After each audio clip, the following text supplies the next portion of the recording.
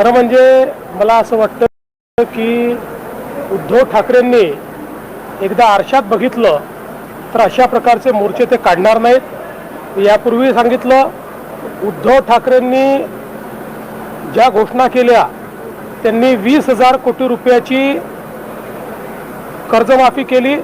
त्याच्या 3 वर्ष आधी आम्ही 20,000 कोटी रुपयाची कर्जमाफी केली। त्यामुळे त्यांनी काही फार मोठं केलं असं नाही।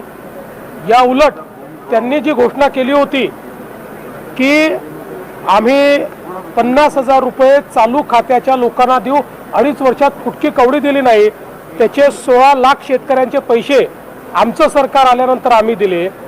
आणि आताही आम्ही 31,000 कोटी रुपयाचं पॅकेज दिलेलं आहे, ज्यातले 21,000 कोटी तर थेट शेतकऱ्यांच्या खात्यामध्ये जात आहेत। म्हणजे त्यांच्या कर्जमाफीच्या पैशांपेक्षा जास्त पैसे हे आम्ही थेट खात्यांमध्ये शेतकऱ्यांना देतो आहोत। याच्या व्यतिरिक्त 6,000 रुपये राज्याचे आणि 6,000 रुपये केंद्राचे, 12,000 रुपये वेगळे आम्ही शेतकऱ्यांना देतो।